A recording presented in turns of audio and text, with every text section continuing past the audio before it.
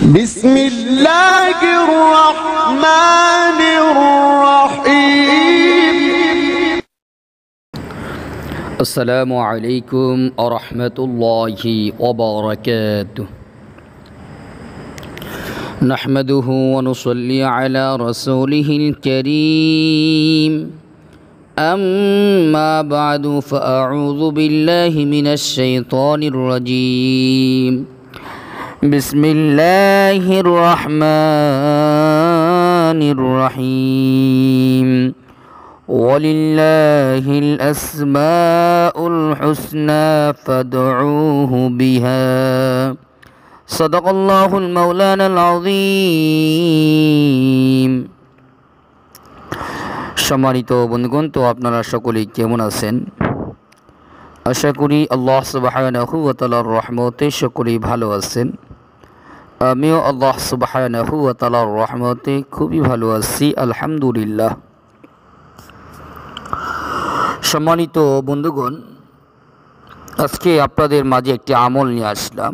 আমলটি হইতেছে আল্লাহ তাআলার গুণবাচক নামের আমল। আল্লাহ তাআলার গুণবাচক নাম থেকে একটি নাম হইতেছে ইয়া খবীরু। ইয়া খবীরু এই নামের আমল করলে কি কি উপকারিতা হবে, আজকে এই বিষয় নিয়ে আপনাদের মাঝে আলোচনা করব ইনশাআল্লাহ। প্রথমেই আমরা জেনে নিই ইয়া খবীরু এর অর্থ কি। ইয়া খবীরু এর অর্থ হইতেছে হে সর্বজ্ঞ। ইয়া খবীরু নামের আমলটা সব থেকে বেশি প্রয়োজন হবে যারা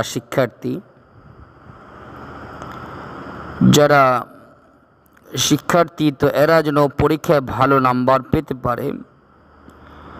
পরীক্ষায় ভালো রেজাল্ট করার জন্য ইয়া খবীরু নামের আমলটি অত্যাধিক কার্যকারিতা এবং অত্যাধিক ফলদায়ক।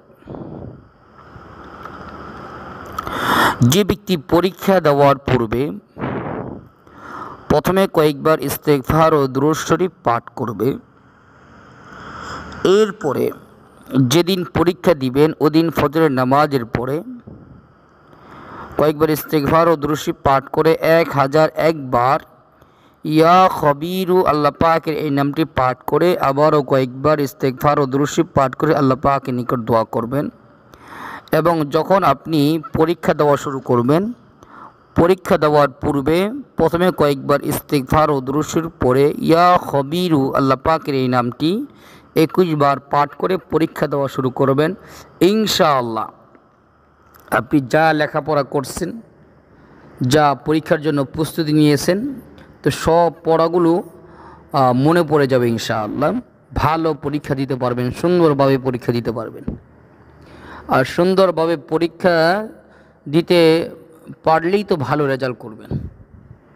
তাহলে এটা যারা এবার শিক্ষার্থী আছেন তারা এই আমলগুলো বেশি করতে পারেন। ইয়া খবীরু নামের আমলটি বেশি করতে পারেন।